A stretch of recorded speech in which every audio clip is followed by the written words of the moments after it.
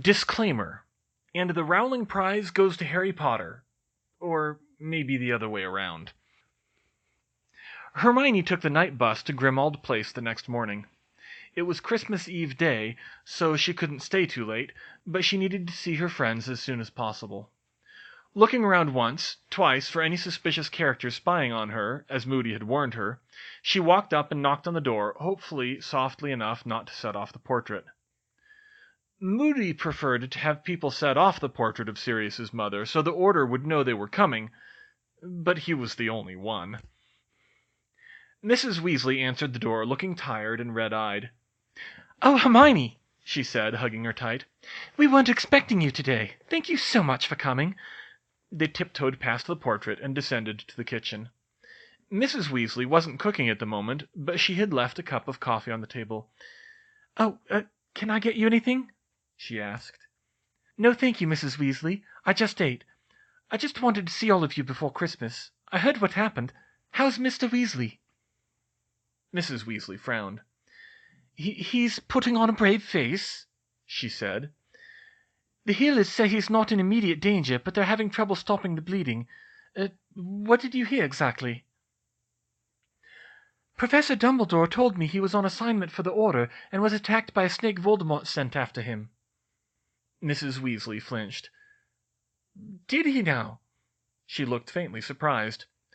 "Well, yes, that's what happened. The venom didn't do too much damage, they said, but they think the wound might be cursed. They're hoping he'll be able to come home for New Year's." "Well, I hope he can, too. I meant to talk to Harry before the term ended, too. Where is he?" "Harry's probably in his room. I do hope you can get through to him. He's been sulking all this time." "Sounds like Harry," Hermione groaned. "I'll do my best."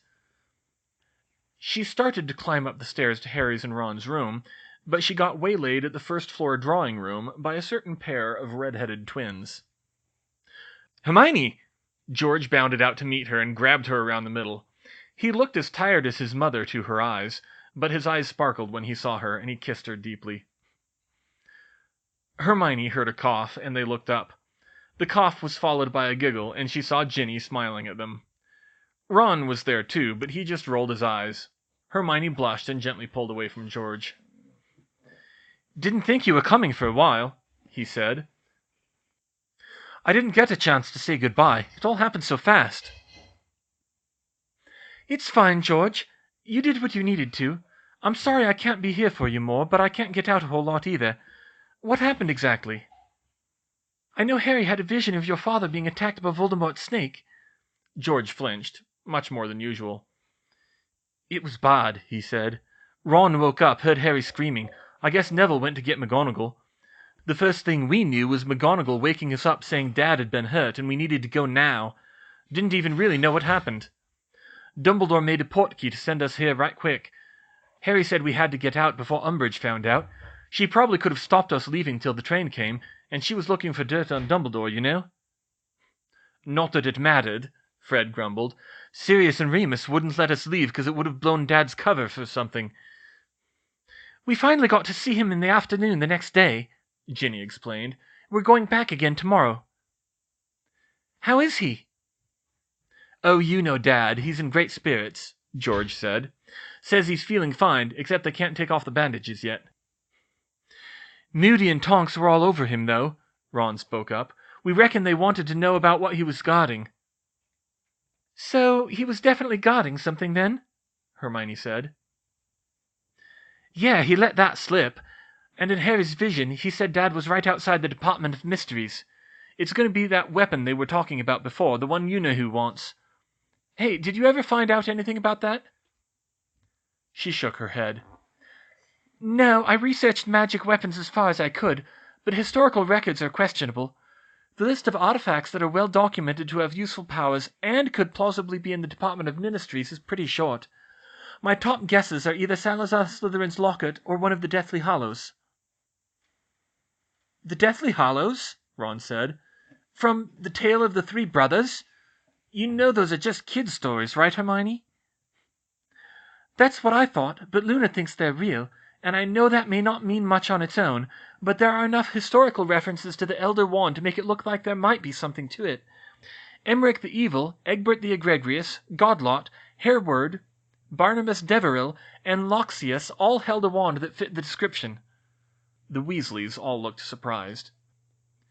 I never knew that, Ginny said. Blimey, Ron said. If there is an unbeatable wand out there, you know who will definitely want it.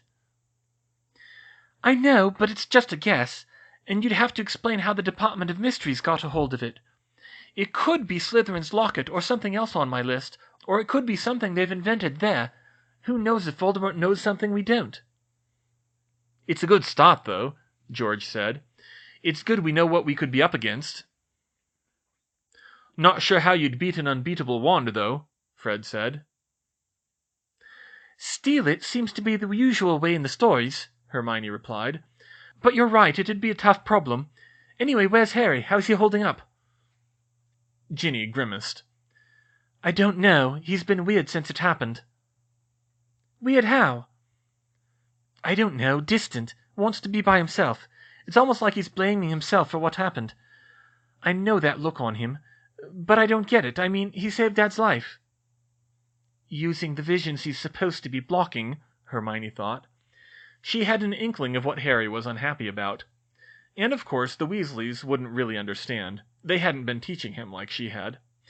I'll go talk to him, she said. Is he in his room? Yeah, should be. I hope you can get more out of him than I can. She nodded and proceeded up the stairs to Harry's room.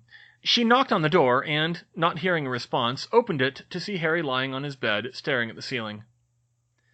Hey, Harry, she said. Harry looked over in surprise. Hermione, what are you doing here? I wanted to see my friends. Oh, sorry. I guess I didn't get a chance to see you. It's fine. I know what happened, basically anyway. Oh, right. He fell silent for a minute. Do you want to talk about it? She asked. Not really. Well, that figured. Still, she didn't give up. She sat down on Ron's bed and told Harry what he'd missed after he left Hogwarts. She briefly described her conversations with Neville and Professor Dumbledore and how she thought she might have an in to bring Lavender around. Harry was very surprised when she told him Greengrass and Davis might be interested in the DA. Why would they want to do that? He asked. Apparently Davis has been worried she'll fail her owl all year, and I thought since Georgina got along well enough, we should be on the lookout for other Slytherins. It's really not the same, though, Harry objected. They're in our year. People might not go for it. They really could use the spells we teach them against us. Yes, they could, in theory, but they're not Malfoy's hangers-on like Parkinson and Bulstrode, and if we don't want them to be, isn't it better if we provide an alternative? I guess. I'll try if they ask, but no promises. So you're going to give me the contract, then? Uh-huh, that's a good point. It would be safer not to. Hermione had already considered that she might try to sneak back into the school for the DA meetings. She could pull it off easily, but she had no idea how long it would take her to get in and out from home, and that was only if her parents let her. I'll have to think about it, she said. I'll either give it to you, or I'll find a way to get it to you to sign up new members. Fine. So I thought of a new prank idea to give the twins, she said on impulse. Yeah, what is it? They need to find some way to prank Malfoy into dancing around a maypole on Beltane. Beltane? The pagan May Day festival. Luna says the Malfoys claim to be druidic pagans. I say we make him prove it. Harry pictured the idea and immediately laughed, though not as hard as Luna and Neville had. He at least seemed more relaxed, though he still didn't volunteer any more information. Well, happy Christmas, Harry, she said. Try not to neglect your girlfriend too much. Ginny deserves your proper attention, plus you know how she gets when she's angry. She stood up. Hermione? He stopped her. Yes, Harry? I didn't want to tell her. I didn't tell anyone except Ron and Dumbledore. When I had that vision of Mr. Weasley, I was the snake. What? Hermione sat back down. You were the snake? She said. I mean, I guess I wasn't literally the snake. Ron said I was in my bed the whole time, but I saw it through the snake's eyes." "That's strange. So you could see it from down on the floor?" "Yes. I saw my reflection in the wall, and it was a snake. And—" He sat up and drew his knees up to his chest. I could feel myself slithering on my stomach," he said shakily. "I could taste Mr. Weasley's scent in the air. I could feel myself sinking my fang—" "Harry!" Hermione rushed to his side and shook him. "Harry, snap out of it! You didn't do any of that. It was Voldemort. I had no idea. I'm so sorry you had to go through that. I can't imagine how awful that was." He shook his head violently, then relaxed. "Sorry," he muttered. "I've been trying not to think about it." "I don't blame you. It's probably better off if you try to forget about it. So is Voldemort an animagus, then?" "No, I don't think so. Dumbledore said he must have been possessing the snake." "So you saw what the snake was seeing?" "I guess. Dumbledore didn't really explain it. He didn't even know he could do that now he has a body again." "Huh, well, at least you know what you're up against, right? And if you can get your occlumency up to snuff, you won't ever have to go through that again." "That's not what I'm worried about," he said. "What do you mean?" "I mean, what if I'm doing the wrong thing, learning occlumency?" "Harry, how can you say that?" "Because Mr. Weasley would have died if it hadn't happened!" he shouted. "It was lucky I hadn't got further with my occlumency, or we never would have known!" And that was what Hermione had been afraid of. "Harry, just because it turned out well this time," she started. "It wasn't just this time, Hermione. I can find out what Voldemort's up to. The last time it happened, I saw how he was trying to get into the Department of Mysteries, and now we know it was true. What if I missed something important? What if I could save someone else by using my visions?" "Harry, look at me," she said sternly. He did, and she threw up her own occlumency and deliberately looked him in the eye for the first time in weeks. "Don't you remember what we talked about before? Occlumency is about more than just blocking out those visions. I have secrets I need to keep, and so does Dumbledore. We need to be confident that Voldemort can't read our minds through you. I'm hoping that the meditation I've been teaching you is good enough for me to use too. You said it seemed to be working against Snape, so that's a good sign. But you need to be competent at occlumency to be sure of it." "Fine, so I'll keep it up around you then. I can still use the visions." She sighed loudly. "Harry, it's not that simple. How do you know Voldemort can't read your mind and find out your secrets during a vision, huh?" Harry frowned uncomfortably. Or what if he starts sending you fake visions? What if he could trick you into messing up that way?" Can he do that?" "I don't know," she lied. "But Dumbledore seems to be worried about how powerful a legimancy is. I wouldn't be surprised if it's possible. We got lucky this time, yes, but I don't think we can trust that luck next time. It could backfire and get someone killed instead of saving them." Harry really did look worried at that. "So what do I do then?" "Keep learning occlumency. Maybe it's taking a chance, but you're taking a bigger chance by letting Voldemort inside your head." He bowed his head and groaned. All right, I'll keep up with the occlumency. It'd be nice if I could get a better teacher than Snape, though." "Yes, but he's all we've got. You said you were making progress, so at least he's not bad enough to derail you completely." "I guess. I wish I knew what he was putting in that pensieve, though. It could prove whether he's really on our side or not." "Professor Dumbledore trusts him, though," Hermione said, confused by the non sequitur. "Yeah, Dumbledore trusts him," he grumbled. "More than me, apparently." "Harry, Look, I know Dumbledore isn't infallible, believe me, but it's not that he doesn't trust you. He just needs you to train up enough so you're ready to fend off Voldemort's legilimency. And besides, we don't know if the memories Snape's hiding are about Voldemort at all. Maybe they're embarrassing childhood memories, and he doesn't want to damage his reputation." "Embarrassing childhood memories?" he said skeptically. "Why not? He can't have been born a misanthropic git." "I wouldn't put it past him." Well, maybe you can ask Sirius and Remus about it. I think they were in the same class. Huh. Yeah, I guess they were. Might as well. And thanks, Hermione. No problem, Harry. Smacking some sense into you seems to be a full-time job. Oi! They descended the stairs to rejoin the Weasleys, but Hermione was soon found by Remus and pulled aside again. "Oh, Hermione, good, there you are," he said. "Horace Slughorn is down in the dining room. He said he'd like to talk to you." "He's here already?" She hadn't thought he wanted to spend that much time around the Order. "All right, then." She continued down to the dining room and saw two people sitting at the table. One, a slightly exasperated Sirius, and the other a much older man who was snacking on a Christmas box of candied fruit. She knocked on the door frame. "Excuse me, Professor Slughorn?" The two men looked up. "I'm Hermione Granger." The older man stood up with a grin and threw his arms wide. "Oh ho, of course you are, Miss Granger," he said in a deep, jovial voice. "I recognize you from the Prophet this past summer. Horace Slughorn. Delighted to meet you." He shook her hand far more enthusiastically than his age would suggest. Horace Slughorn was short and very fat, so much so that Hermione had to wonder what the contingency was if her tutor dropped dead from a heart attack mid-term.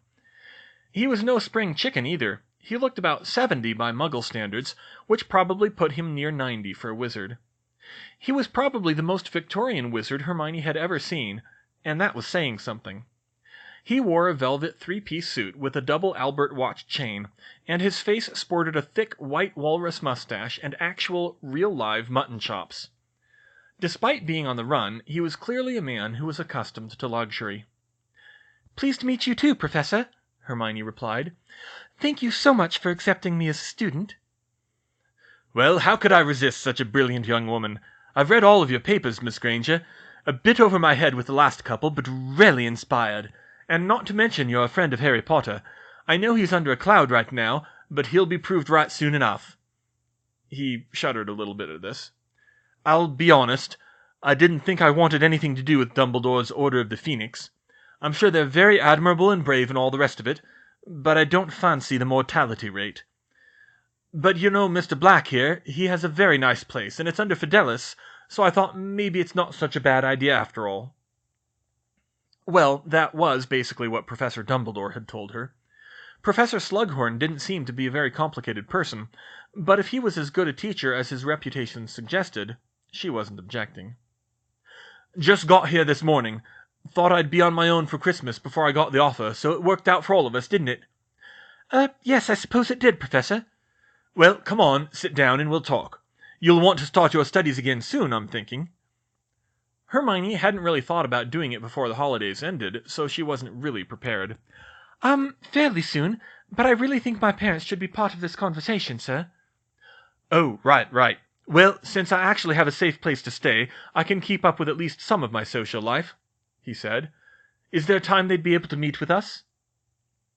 She thought about it for a minute, and she thought of one possibility that she hoped would work for everyone. And it would be interesting to see how Professor Slughorn would react. "I'd have to check with my parents, but we might be able to have you over for dinner sometime this week." Slughorn looked surprised by the offer, but he considered it thoughtfully. "For dinner? How interesting! That would be a new experience, wouldn't it? But I'd be worried about the transport, though. I haven't been there to apparate, and I'm rubbish on a broom at my age, and I can't trust people not to talk on the night bus." "Perhaps a Muggle taxi?" Hermione offered innocently. His eyes widened with fear at the very thought. Hermione mentally placed him in the category of too many admittedly decent wizards she knew. Those who didn't hold anything against Muggles, but had absolutely no practical experience with them, and didn't particularly care to. "It's really not that difficult, Professor," she said. "If you take the train from King's Cross to Crawley, then hail a cab, it should only cost about a gallon, equivalent. I'll speak to my parents and see if we can sort out the arrangements." "Ah, well, that's different. That's very kind of you, Miss Granger. I'd be delighted to join you if you can work it out. Just knock it off my fee, I think. That's probably easiest." "Of course, Professor." "I'm glad I caught you here today. Best to meet on good terms, isn't it? It's terrible what they've done to you in the press, trying to discredit you from receiving the Gamp and the Wenlock. I understand enough of your papers to know who really did the hard work on those. You know, I know some people on the boards of those prizes. I think I'll write them and put in a good word for you. With my recommendation, I'm sure they'll come around." Hermione turned pink. She wasn't sure if that would really work, but it was a bit late regardless. "That's very kind of you, Professor, but the thing is, I've already written them to take my name out of the running." Slughorn's eyes bugged out in horror, as if no one had ever suggested something so outrageous to him before. "Why on earth would you do that, Miss Granger?" he gasped. "Because I thought that if those boards would listen to the Ministry's propaganda and cave to their wishes, it wasn't likely that any letters of recommendation would dissuade them, not if Umbridge's actions at Hogwarts were any indication. I'm sorry I didn't think of you, but honestly I'd prefer it if you didn't get on her bad side too." Dolores Umbridge," he grumbled. "I never did like her. She never liked me either after I picked Septima Vector for prefect over her, come to think of it. I never thought she'd get that much power. But you didn't have to do that. I still think it might have been possible to sway them with the right pressure." Hermione shook her head.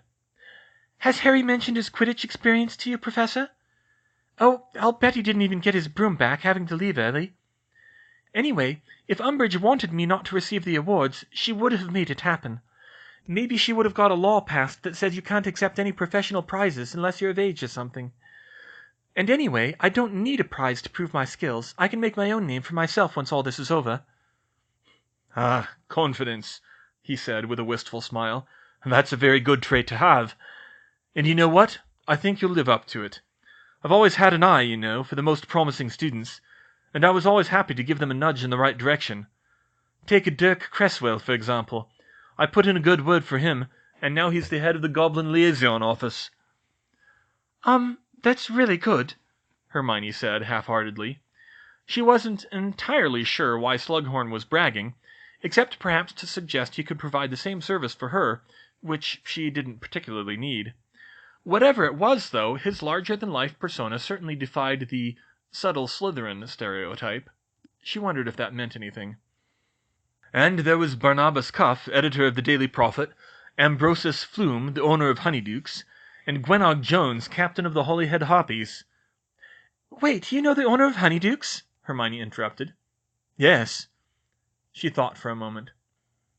"Do you know how he feels about the Ministry? And what time his shop closes?"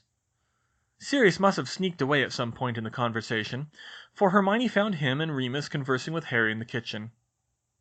"Probably some of it's about the war," she heard Sirius say, apparently discussing Snape's memories. "He's a spy, after all. But yeah, it could be embarrassing memories, too." "Like what?" "Well, you know your father and I weren't very nice to him when we were at Hogwarts. There was the time I goaded him into trying to get into the Shrieking Shack." "What?" Hermione gasped. "How could you do that?" They all looked up at her. Yes, I was a total ass," Sirius said. "I already got chewed out for it by Dumbledore, and McGonagall, and Madame Pomfrey, and James and Remus, so I don't need to hear it again." "That was the time I nearly threw him out a window," Remus said. "I think I mentioned it briefly." "Yeah, the point is, James saved Snivellus that night, and I don't think he ever got over it." Hermione looked at Harry, who appeared very uneasy. Mrs. Weasley was there too, but she apparently either had heard the story before, or was too distraught over her husband because she only shot Sirius a disdainful look. "I guess that's something he wouldn't want me to see," Harry admitted. "Was it just the one time, or were there others?" "Let's see. There was the time we stripped him naked in public." "You did what?" "To be fair, Snape had just called your mother a mudblood. James was pretty mad about that." "He did?" "He did," Remus confirmed. "It was the last time Snape and Lily spoke in public. They'd been good friends at the start, but Snape got too deep in with the Slytherins, and it was too much for Lily." "House divisions again?" Hermione said. "I suppose so. It was hard to be a Slytherin those days who wasn't in the Death Eater's orbit. We could tell even from a distance."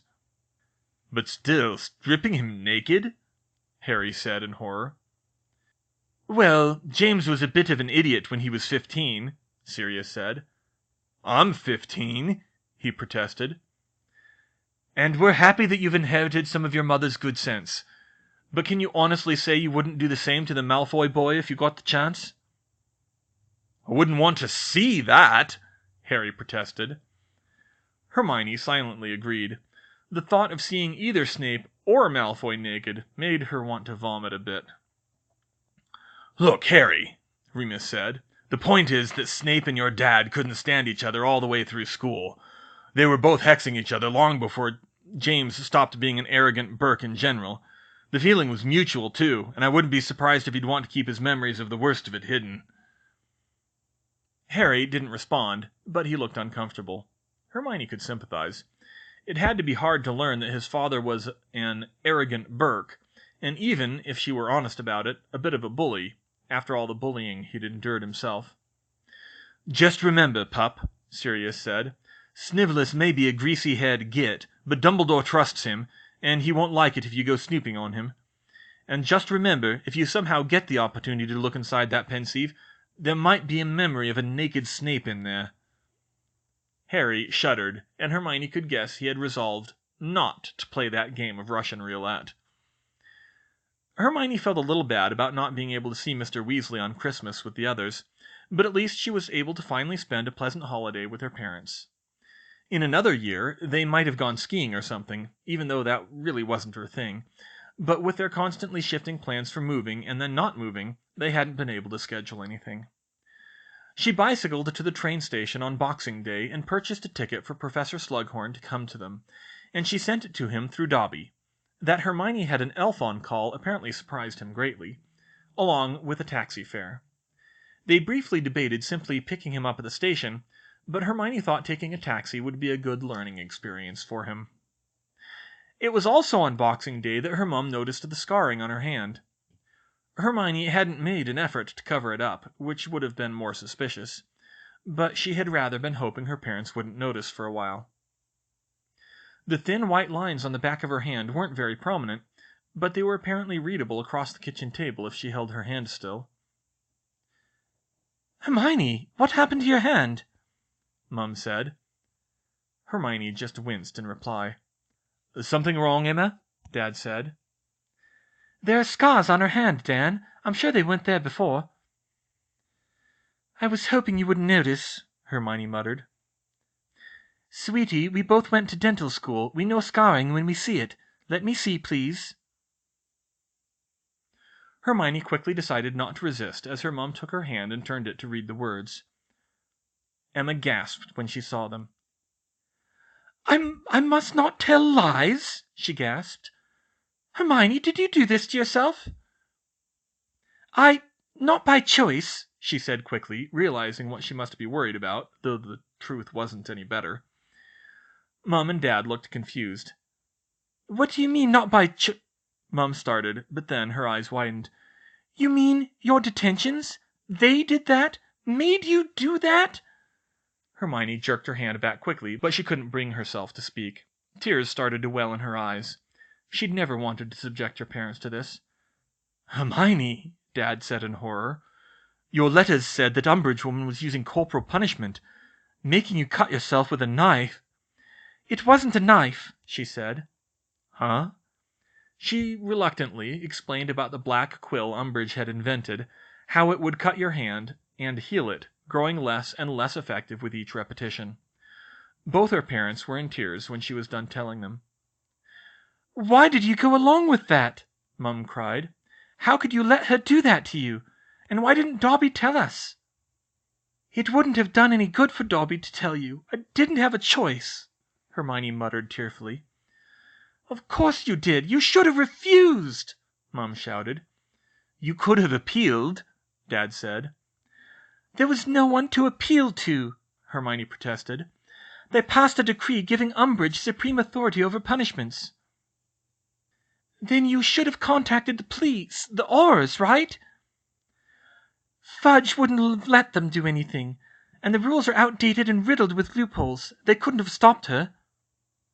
"Then just refuse," Mum repeated. "She would have expelled me." "Hermione, I can't believe I'm saying this, but school's not worth that." "She threatened you," Hermione yelled. Her parents reeled back in stunned silence. Her voice choked. She hadn't meant to say that. But she wiped away a few tears before she managed to continue. I would have refused. Really I would have. But Umbridge said if I was expelled without having a tutor, I'd be truant. And if I was truant, they could have charged you with contributing to the delinquency of a minor. They could have sent you to Azkaban. She held up her fist. I'd endured this much and more to make sure you two never have to come in contact with a Dementor, she said fiercely. Hermione, Dad said. No, Dad, don't try to argue with me on this one. You don't know what they're like. They suck all the happiness out of you just by being near them. You feel like nothing will ever be all right again, and Muggles can't even see them. Those demons are a worse torture than anything Dolores Umbridge could dream up, and I will never let you... Her voice broke again.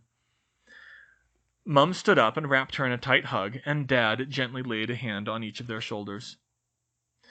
Oh, Hermione, Mum cried. We're supposed to protect you from things like this. You're not supposed to have to try to protect us. And Harry shouldn't have to fight Voldemort 3 times before his 15th birthday, but they couldn't protect him from that either, she retorted sadly.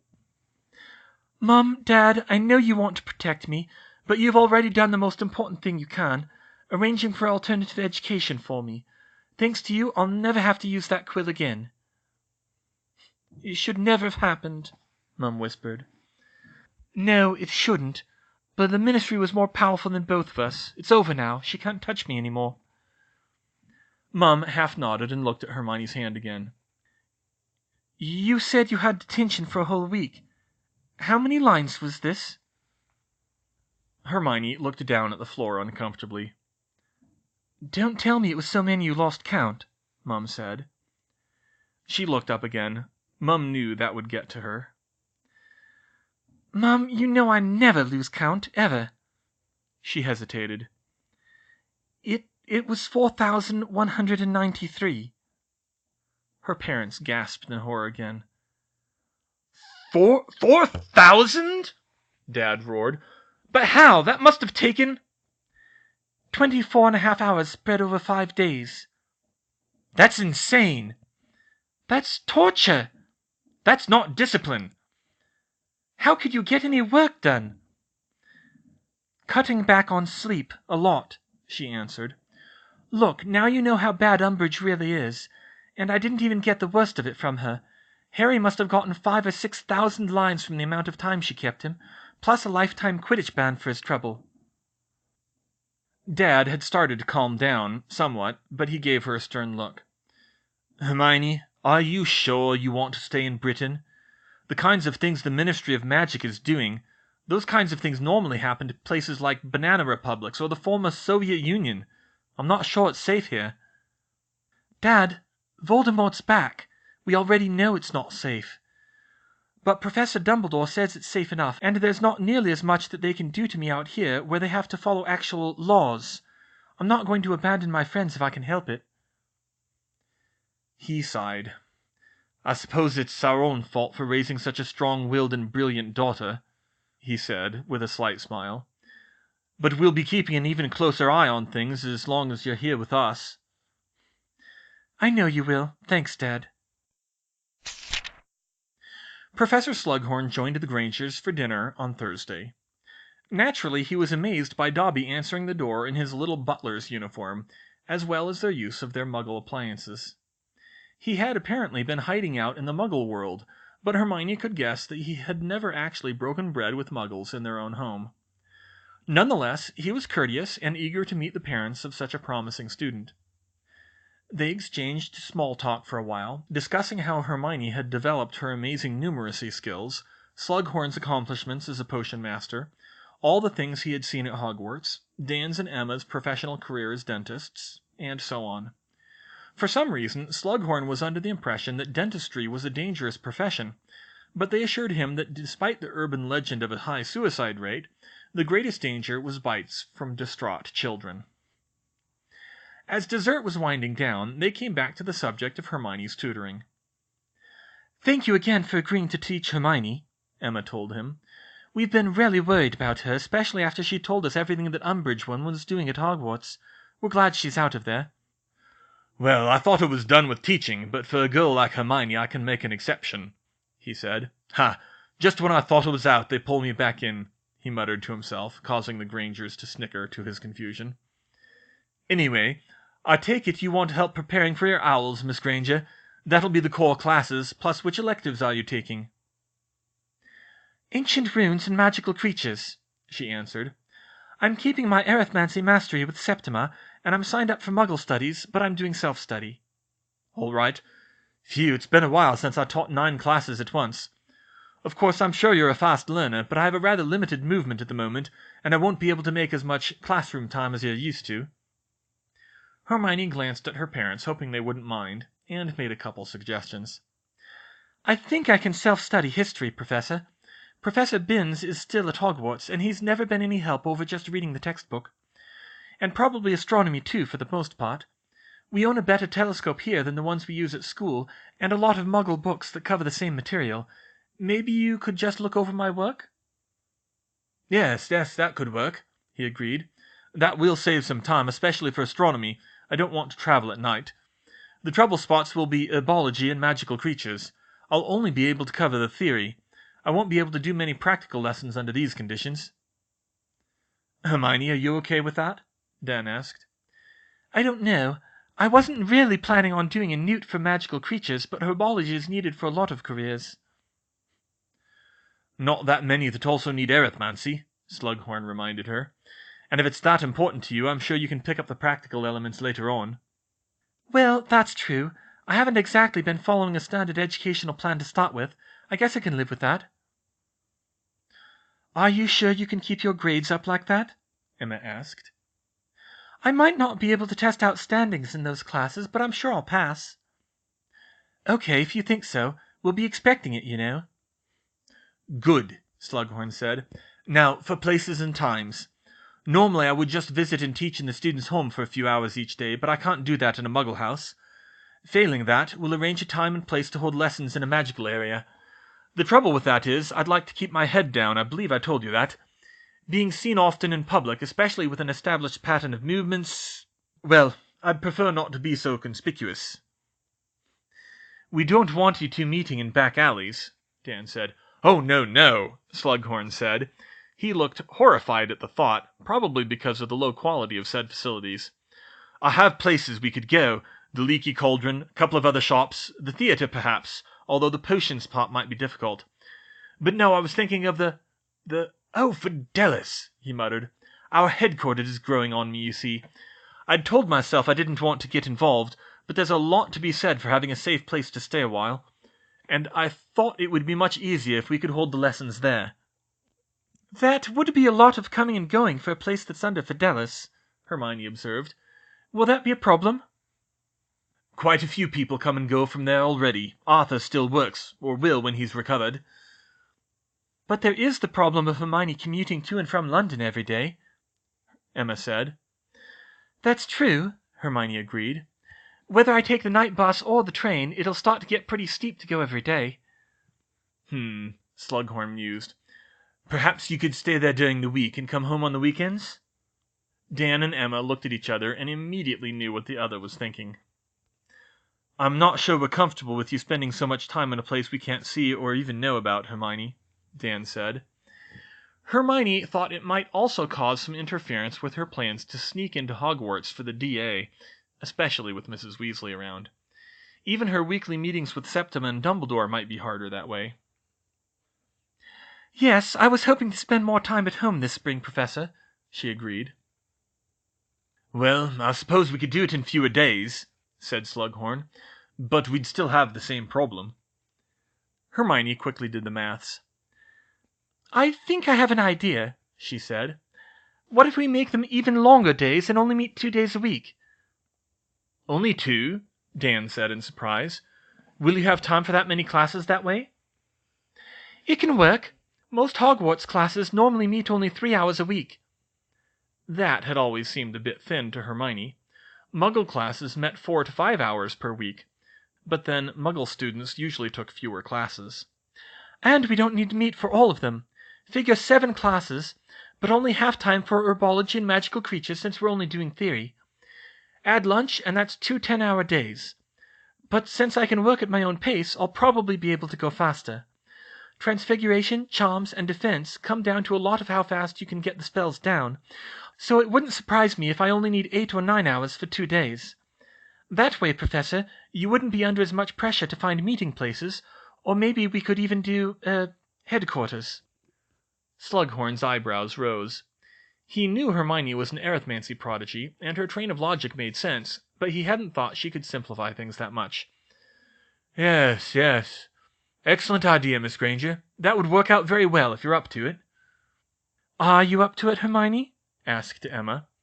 It sounds like it's still going to be a lot of work, and busy days those 2 days. We want to make sure you're not overworking yourself. No more than I would be at school, Mum. Or not much more. There's still travel time to account for. We're just rearranging the schedule a bit. Well then, if you think that's enough instruction time, Professor, we can agree to that. With a girl like Hermione, I'm sure she'll do fine, Slughorn said. Now, I'll need some time to get ready, so let's make it Wednesday and Thursday of the first week of the term for our first session. Make it an overnight visit, if that's all right. We'll decide after that if it would be better to split the days up. All right, Professor, that sounds like a plan, Dan agreed.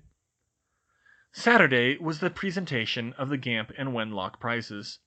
Hermione and her parents attended to watch, even though Hermione was no longer in the running. It was announced at the last minute that both prizes would be awarded in a joint ceremony to the brilliant Transfiguration prodigy Rebecca Gamp and her arithmancy mentor Septima Vector. Umbridge hadn't found an excuse to bar Septima from it, or perhaps hadn't thought it important enough after Hermione dropped out. Nonetheless, Hermione quietly pulled Septima aside and asked her not to mention her name in connection with the project. Umbridge already didn't like Septima, and Hermione didn't want to jeopardize Septima's place at Hogwarts. She reluctantly agreed. Since this was an international award ceremony, it was held at the Diagonal Theatre, one of the few venues in magical Britain that could accommodate this many wizards. They had come from all over the world. There were descendants of Siegfried Eigen from Germany, Americans, Russians, Chinese, Japanese, and more. Thankfully, Umbridge was not in attendance. Probably didn't care. That was fine by Hermione. She didn't want to let her parents in the same room with that woman, if she could help it. The ceremony was uneventful and fairly interesting. The heads of the boards of Annals of Arithmancy and Transfiguration Today spoke about the history of the prizes and their publications, and how important this discovery was, and how amazing the work that went into it was. Several prominent arithmancers and transfiguration masters from around the world weighed in as well.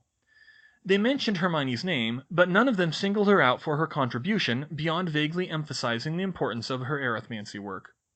She suspected they'd been informed of the political situation coming in. She noted that the American arithmancer who spoke seemed to know enough that he might be helpful with her antimatter proof. Finally, Septima and Rebecca were called up to receive their prizes, and Hermione smiled and applauded with the rest of the audience. She noted, however, that her parents didn't smile, and only applauded half-heartedly.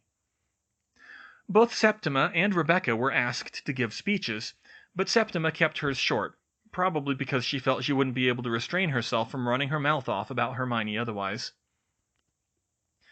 Thank you, Madam Senesra, Mr. Tinworth, and thank you to the boards, she said, though her thanks sounded a little forced.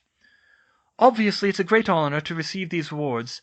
I've taught a lot of students in my days at Hogwarts, but I honestly never thought I'd make it to this stage as a teacher. Now, I could bore you all with a long speech, but the truth is, this work would never have happened without the brilliant contributions of my students. They're the ones who really did most of the legwork on this, and I am so happy to have them in my classroom. So I'll go ahead and hand it straight over to Rebecca, since this is really her moment. She stepped down and shot Hermione an unhappy look. Hermione hadn't missed the double meaning in Septima's words, but she still smiled and applauded again when Rebecca took the podium, even when the older girl looked right at her. She'd made her peace with the situation. Rebecca looked a bit overwhelmed when she gazed out at the audience. "Thank you, Madam Sinessa," she began with a slight quaver, "and thank you, Mr. Tinworth, and the boards. It is truly an honor to be standing here before you today. As you can probably gather from my surname, I grew up hearing about the great achievements of my family in magical research, especially transfiguration, stretching back centuries. It's been my dream to follow in their footsteps and to be able to make my own contribution to the sum of magical knowledge. I certainly never expected to make it here so early in my career, so this is really amazing. When I was first approached with the problem of the 6th exemption to Gamp's law..." She paused for a moment and looked at Hermione. Of course, Hermione was the one who had approached her, and most of the audience could guess it by now, but she didn't say it. "Of course, I jumped at the chance. I was a little skeptical at first. Radioactivity was an esoteric concept, and the entire plan for the project involved a lot of geomancy and advanced arithmancy that I wasn't familiar with."